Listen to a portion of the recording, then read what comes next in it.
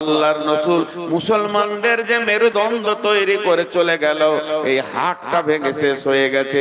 আফসোস করে নবীজি বলছেন, নেতা হবে চোর আর আমানতদার হবে খিয়ানত করনেওয়ালা, যাকাত দেনেওয়ালা হবে জরিমানা দেনেওয়ালা। এগুলো কিয়ামতের আগে হবে রে। আতার রাসূল উমরাতাহ, মেয়েদের পেছনে পেছনে পুরুষেরা ঘুরবে, কুকুরের মতো ঘুরবে। আজকে মেলাতে যদি খেয়াল করে দেখতেন, পুরুষের পেছনে মেয়ে ছিল না, মেয়েদের পেছনে পুরুষ ছিল। যারা জালসার আসল মজাটা লুটতে এসেছিল, তাদেরকে প্যান্ডেলে ঢুকতে হয়নি, তাদেরকে এখানে বক্তব্য শুনতে হয়নি, তারা তাদের মজা লুটে নিয়ে চলে গেছে। যে মেয়েরা লুচ্ছি ছিল, যে ছেলেরা লুচ্চা ছিল, এইরা মেয়েদের পেছনে ঘুরেছে। নবীজি বলছে, যেখানেই গ্যাদারিং হবে, হাটে বাজারে মার্কেটে যেখানেই ভিড় হবে, দেখতে পাবে মেয়েদের পেছনে পুরুষ লেগে আছে। আতার রাজুল উমরাতাহ আক্কা উম্মাহ, মাকে ধমকে কথা বলবে, বুড়ি মা, আদরিনী মা। ছেলের মুখে দুটি আদরের কথা শুনতে পাবে না, মাকে বলবে না, জি মা কি বলছে মা, মা মা আমার বলো, মা মা তোমার কথা বলো আমি শুনবো। এরকম ভক্তি করে কথা বলবে না, বরং শিরকে কথা বলবে। আল্লাহ বলছেন, আলা তানহারহুমা ওয়াকুল লাহুমা কাওলান কারীমা, তাদেরকে তুমি খবরদার ধমকাবে না। মাকে ধমকে কথা বলবে, বাপকে ছেড়কে কথা বলবে। আদনা সাদিকাহু, বন্ধুকে আপন আত্মীয় বানাবে, বন্ধুকে আপন আত্মীয় বানিয়ে আনন্দ উপভোগ করবে। আমার বেটার যদি বিয়ে হয় আর এখানে যদি প্যান্ডেলে খাওয়া দাওয়া হয়, আর মিষ্টির বালতি কার হাতে? আমার বেটার বন্ধুর হাতে। মিষ্টির বালতি কার হাতে? মাংসর বালতি কার হাতে? আর পরজির বালতি কার হাতে? সব যেন বেটার বন্ধুরা দরাদরি করছে, তার বউকে দেখছে, আনন্দ লিছে, হইচই চলছে। আমার নিজের রক্তের ভাতিজা একদম গাছতলায় বসে বসে ডাকলে দুটি খেছে নাই, খেছে না। রক্তের আত্মীয়র কোনো মূল্য থাকবে না, বন্ধুকে নিকট আত্মীয় বানাবে। আদনা সাদিকাহু আকসা আবাহু, জাহারাতিল আতআতু ফিল মাসাজিদে, মসজিদে জোরে জোরে জোরে জোরে জোরে জোরে গল্প করবে, মসজিদকে আড্ডা খানা বানাবে। মসজিদটা এমন হইচই শুরু হয়ে যাবে, মার্কেটের মতো বড় বড় মুরব্বি লোক মসজিদে গল্প করবে। সাদাল কাবিলাতা ফাসিকুহুম, সাদাল কাবিলাতা ফাসিকুহুম, সাদাল কাবিলাতা ফাসিকুহুম। এটা এত গুরুত্ব কথা বন্ধুরে, একটু ধ্যান দিয়ে শুনেন। প্রত্যেকটা গ্রামের পঞ্চায়েত মেম্বার হবে লুচ্চা, চরিত্রহীন লুচ্চা। গ্রামে যারা নেতৃত্ব দিবে, গ্রামকে যারা গাইড করবে, তাদের চরিত্রে ঠিক থাকবে না, তারা নিজেরা দুশ্চরিত্র লোক হবে। এমন একটা দিন আসবে রে, চারিদিকে বেঈমানরা ইমানদারদের বিচার করবে। ইনার সঙ্গে আমার দু কথা হয়ে গেছে, উনার সঙ্গে আমার দু কথা হয়ে গেছে, এক পাড়াতে বাস করি, ভাই ভাই হতেই পারে, এটা লজ্জার কথা নয়। এই বিচারটা কে করবে? সেলিমউদ্দিন, কলিমউদ্দিন, ফকিরউদ্দিন, হবিবউদ্দিন, সব কটা লুচ্চা লম্পট মাতাল ভালো লোকের বিচার করবে। আল্লাহর নবী বলছেন, এমন একটা জামানা আসবে, গ্রামে নেতৃত্ব দিবে চরিত্রহীন লোক। নিজের 40টা মেয়েকে নষ্ট করেছে, 12টা মেয়ের সাথে সম্পর্ক রাখে, ওই আবার গায়ে রেপ কেসের বিচারের হাকিম হবে। জাইমুল কওমে আরযুলুহুম ওয়া উকরিমার রাজুলু মাখাফাতাস সাররিহি, মানুষ মানুষকে স্যালুট করবে, ভালোবাসা, ভালো আছেন, ভালো আছেন, ভালো আছেন করে কথা বলবে, হেসে হেসে কথা বলবে। কেন না? মারের ভয়ে বড় গুন্ডা ডাকাতকে স্যালুট মারবে। এমন একটা জামানা আসবে রে, এই অবস্থা চলবে। তখন কি ঘটনা ঘটবে শুনে নাও। সূরা বাতিল খুমুর, আমার উম্মত মদের বোতলে পাগল হয়ে যাবে। হাজি ভাই, আপনাদের এলাকার যুবকরা মদ খায় না? যাক আলহামদুলিল্লাহ, শুনে খুশি হলাম যে একজনও খায় না। মুসলমানরা মদ খায় না? বলেন, মদ খায়? আল্লাহর নবী বলছেন, ফাইন্নাহু রাউসুন কুল্লি ফাহিশাতিন, আর এক জায়গায় আছে ফাইন্নাহু মিফতাহুন নার, যে লোকটা মদের বোতল হাতে নিল সে যেন জাহান্নামের চাবিটা নিল, মদটা যেই খেয়ে নিল জাহান্নামে নিজেই ঢুকে গেল। এবং সমস্ত ফাহিশা কাজের মাথা, ফাইন্নাহু রাসুন কুল্লি ফাহিশাতিন, নবীজি বলেছেন লা তাসরিবানাল খামরা।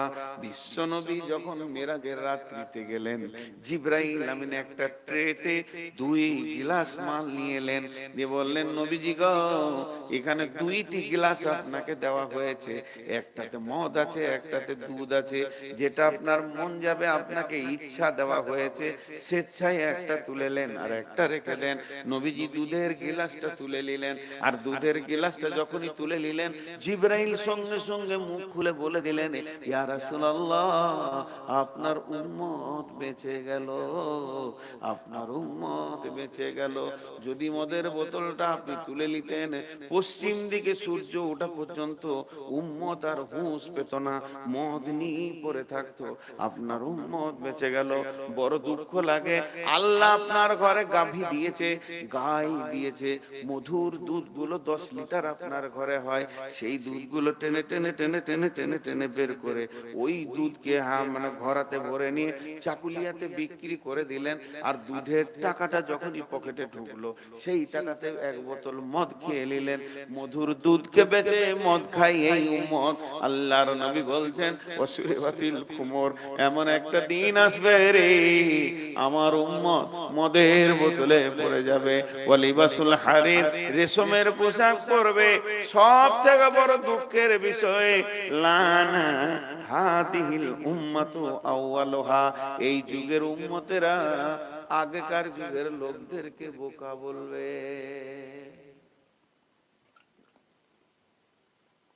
বলছে না, আগেকার যুগের লোকরা বোকা ছিল, সাদা সিধে ছিল, হুঁশ কম ছিল, বলে না বলে। আর আগেকার যুগের লোক বলতে কাকে বলছেন? প্রথম তো পৃথিবীটা শুরু হয়েছে নবী দিয়ে, আদম আলাইহিস সালামকে দিয়ে। তাহলে যত নবী কটা সব বোকা ছিল, আর এখানে মাতাল সুদারু আর এই চোর কটা ডাকাত কটা, এরাই হলো চালা। কি অবস্থা! এটা হলো কিয়ামত এসে গেছে, এখনো চালু হয়নি। আপনাদেরকে যতগুলো শোনালাম, যদি ওইগুলো পৃথিবীতে চলছে তো জেনেলেন এইটাই কিয়ামত এসে গেছে। খালি ওর সামনে সিগন্যালটা লাল আছে বলেও হিলছে না, লড়ছে না। ট্রেন যেমন এসে গেছে, এত বড় আজদাহা ট্রেনটা 70টা বগি নিয়ে ডালকুলাতে চুপ করে দাঁড়িয়েছে, তিল বরাবর হিলছে না, হাওয়া দিলেও হিলছে না, বাতাস দিলেও হিলছে না, ও শব্দ করছে না, সাউন্ড পাওয়া যেছে না, খালি সিগন্যালটা সামনে পাইনি বলি। তো কিয়ামত এসে গেছে। আল্লাহ নবী বলছেন এইগুলো যখন দেখতে পাবি রে তুই, তো তখন জানবি যে কিয়ামতটা পৌঁছে গেছে, খালি হিলছে না। হিলবে কখন? এটা আমার মনে আছে বাপ, জীবনে শিক্ষিত হতে পারলাম না।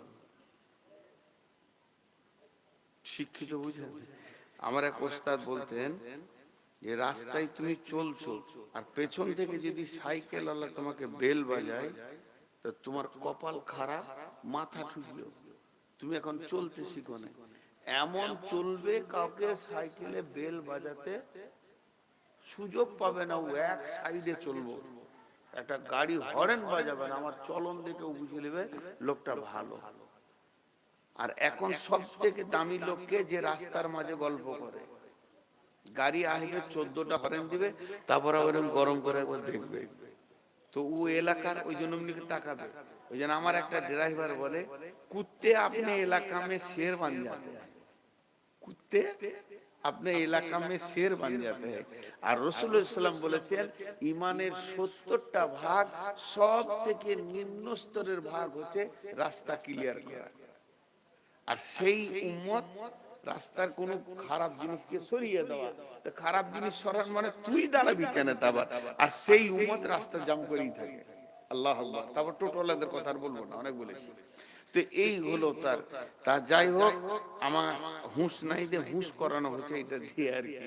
তো যাই হোক, আজকে 23 বছর জালসা করছি, বাবার মাদ্রাসার ফসল এগুলো বুঝি, কিন্তু আমি আপনাদের সামনে এই হাদিসটা 5-7 মিনিট নিব, বেশি নিব না, কারণ রাত হয়ে গেছে, শীত প্রচুর, হাড় কাঁপানো শীত। আর কমিটিকে কি দোষ দিব? কমিটির কালেকশন তো মাদ্রাসার জন্য করতেই হবে। এতগুলো লোক আজকে 2 মাস ধরে হাড় খাটুনি খাটছে, এই মাদ্রাসাটার জন্য খাটছে, কেউ নিজের পেটের জন্য খাটেনি। তো মাদ্রাসা তো 2 পয়সা হতেই হবে। সিরাজুল যে চিল্লাইছিল 2 মাস আগে, আমাকে বলছে বর্ধমানে একটা ভালো ডাক্তারের খবর দেন, যেন গলা অপারেশন করতে হবে বলেছে। তা আমি তোকে বলতাম, ও বাড়ি চলে গেল, যে তুই একটা ডাক্তার ব্যাগে নিয়ে বেড়া, তুই যা চিল্লাইছিস একটা ডাক্তার ব্যাগে নিয়ে বেড়া, তোকে কালকে আমি বলবো ফোনে। তো মাদ্রাসার কালেকশন করতে হবে, ঠিক আছে। আর একটা হাদিস বলছি, উঠবেন না, খুব মজা লাগবে এই হাদিসটা, মানে রেলটা চলতে লাগলো। এখন আপনার ছোট বেটাটা আপনার সঙ্গে উঠেছে ট্রেনে, বলছে আব্বা ট্রেন চলছে, বুঝতে পারছে না, তখন বলছে জানলা দিয়ে দেখ, তো বলছে তাল গাছটা ধরছে, বলছে বাপ তাল গাছ ধরেনি, তুই ধরছিস। তাল গাছটা তোকে মনে হচ্ছে ধরছে, কিন্তু তাল গাছ ধরেনি। এবার